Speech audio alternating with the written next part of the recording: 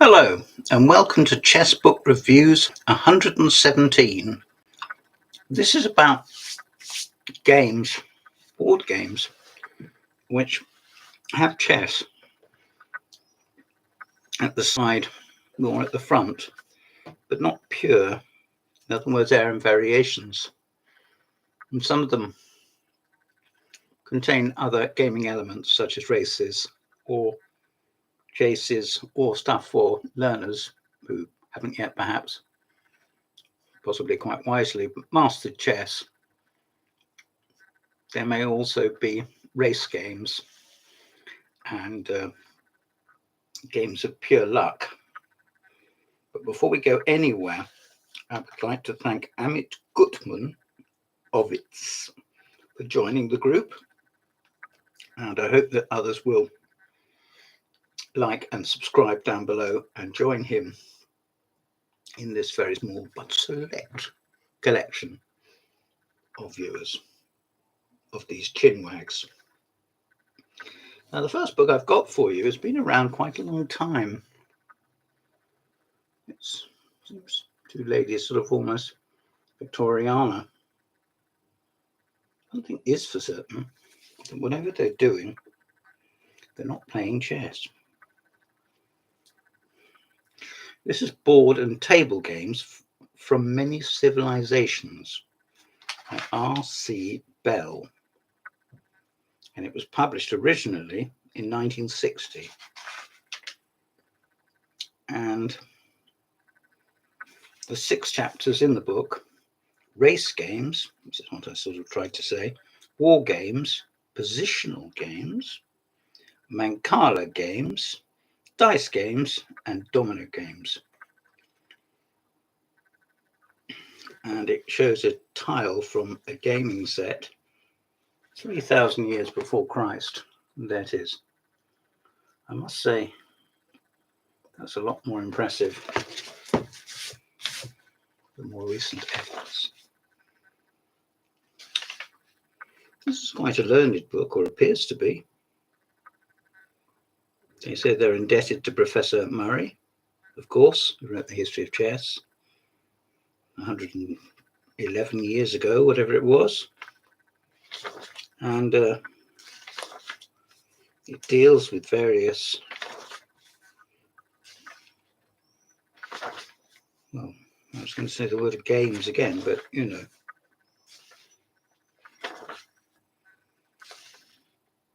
The race games, Ludo, Hyena, Seirawan, and so it goes on.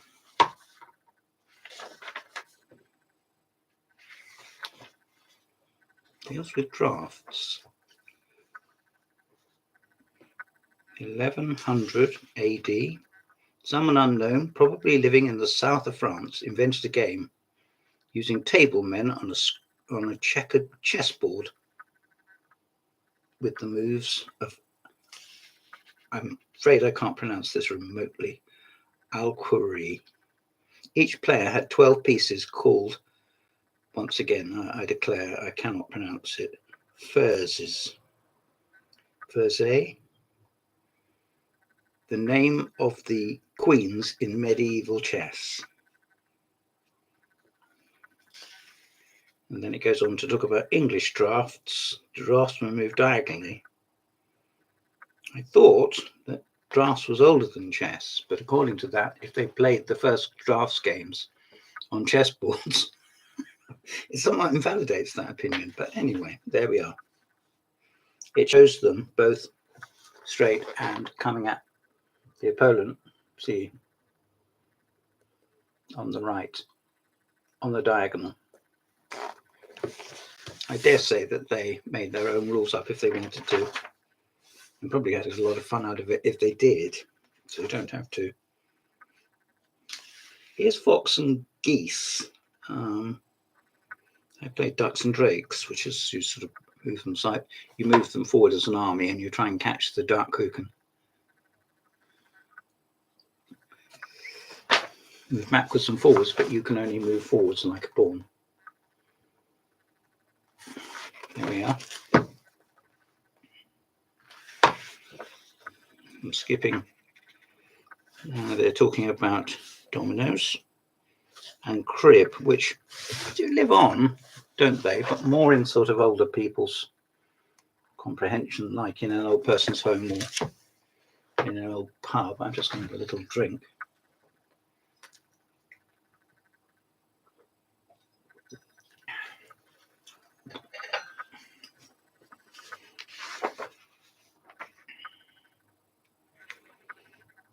We're talking about Professor Murray here, the greatest of chess historians. I have no idea whether he is or he isn't, but I would assume perhaps that he is. Here's some Mahjong pieces, tiles, I think they're called, aren't they? Tiles. There we are. Yes. Winds and Dragons with extra 8 flower and season tiles. That's from the author's collection. Oh, that's nice. Dice games with a 2-sided dice. I always thought dice were always 8-sided, 6-sided. The walnut game, which is where you put the little walnut under, little seed or whatever underneath the walnut and zoom them around. Shells. Pitch and toss. You flick. The favourite game of the miners in Fifeshire. And there's a George V penny piece to prove it. I don't think this is going to come out very well, but there we are. There's Britannia, and she's holding the tridents. And she's sitting erect.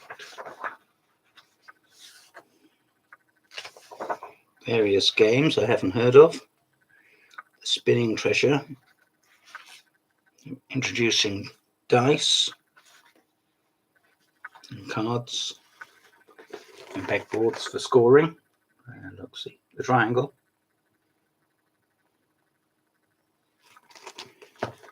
All good stuff, but nothing to do with chess, not really.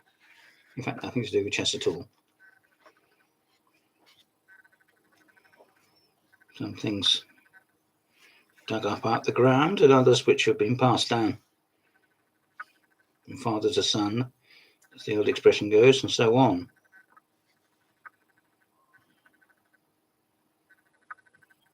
A Victorian card holder. That's rather fine. A China King. There we are, see? Whoops, sorry. There he is. You can see his white beard and his crown. They pop them in the top, I suppose. Well, this book is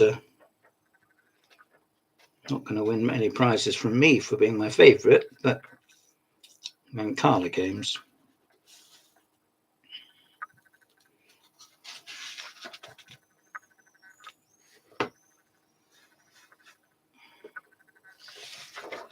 No, as I say, this is not going to win any awards. But nevertheless, I thought I would show you. It has a charming cover. It says Mr. Bell's encyclopedic work provides the rules and methods of play for 182 different games, and it lists them. Well, if that provides a lot of food for thought, God knows what you're going to make of this. The world of chess, its development and variations through centuries and civilizations. No doubt these two gentlemen knew about this book long ago. With 400 illustrations and detailed maps, this immense and deeply researched account of the history of chess covers not only the modern international game derived from Persian and Arab roots. I don't know about that. What about Indian? But anyway, from a broad spectrum of variants going back 1,500 years, some of which are still played as strategic board games, especially in India, China, and Japan.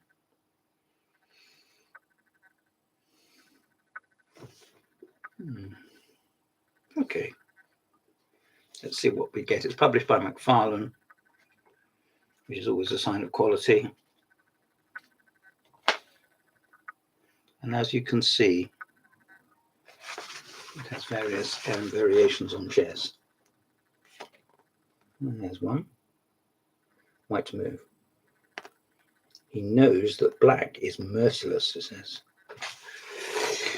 He also knows that black has got several dromedaries and elephants and everything at his disposal. In other words, it's not an orthodox game of chess. Modern names for the pieces in games in the predominantly Middle Eastern languages. Ethiopian chess, Muslim chess, complete chess. And there you are. Next time you're about to play chess, get out a chess set that looks like that and see if your opponent goes a whitish shade of pale. What the hell's going on? You say, oh, I thought you wanted a complete game of chess. Here's the Lewis chessmen. We seldom escape them, do we, in these chinwags? There they are, coming into the 12th century.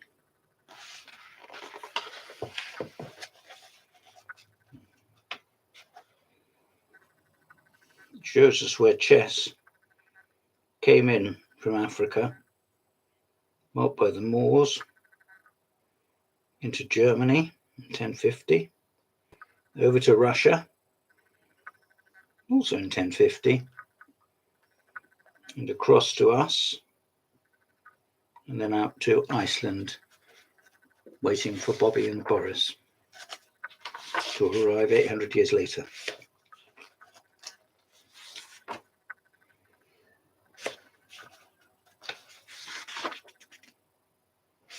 Here's courier chess, a larger board. You could make your own, couldn't you? You'd have to, I think. I don't think these would be commercially available. When I was a tourist in Tunisia years back, I saw a 10 by 10 chessboard, and I should have bought it. I could have stuck it in my luggage. I didn't. But here's the pawns game, which is plays without his queen, but has 8 additional pawns. It's attributed to Legal, who also came up with that after bishop g4, knight takes e5, bishop takes d1, knight takes f7, king e7, knight d5 mate. Which I pulled off once, unbelievable. Lee. Various different sized chessboards and some beautiful pieces. Universal chess, Neo chess, fairy pieces, Seirawan chess.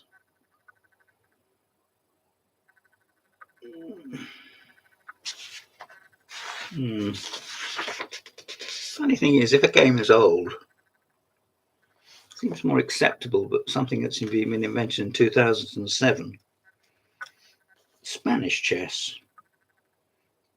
This is an example of the older game. It is said to have been played in Spain, but the assertion has not been corroborated.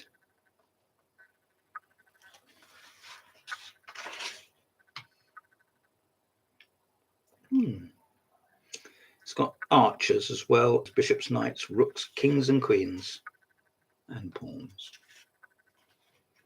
And there's good old Cupid.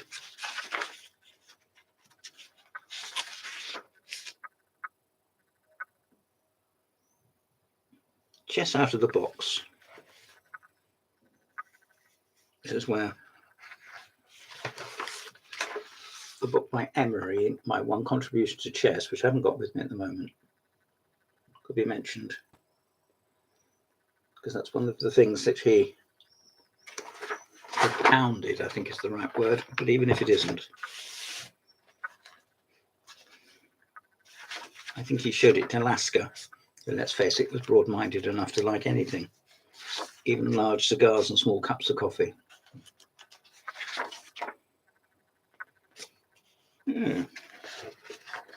Here's chess in hemispheres. It wouldn't be long before that came up. Cylinder chess. I'm sure it's all fun. One thing is certain, if you take it along to any chess club and start playing it, you'll attract attention, whether people will like it, dislike it. And their noses up at it, I don't know.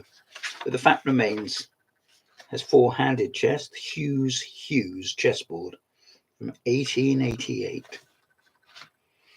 If you go along to a chess club and say, would you like a game of the Hughes chess?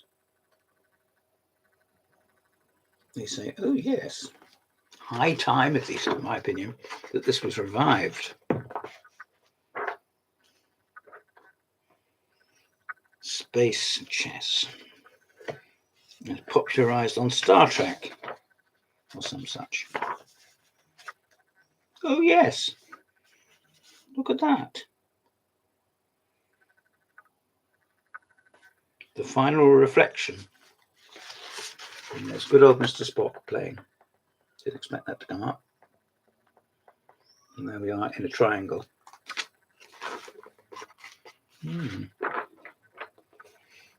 Now, this has got nearly 400 pages. It talks about the merger of certain games and independent discovery of others. If you look at the indexes at the back, you'll see massive scholarship. And this is published by McFarland. It has nearly 400 pages, 398 in fact. It's not my type of book because it's not my subject. That's not the point. If you want to look at variations, there are variations, either because you're bored with chess or you believe this would help your game in the more orthodox channels. This could be your boy, and this could be excellent background. And I dare say this contains bits that aren't in there, and very definitely vice versa. This has been Chess Book Reviews 117. Before I leave you, please like and subscribe down below. We're very short of members. I can't keep going if I don't get the likes and the membership. Please sign up. Very decent of you. Thank you for listening.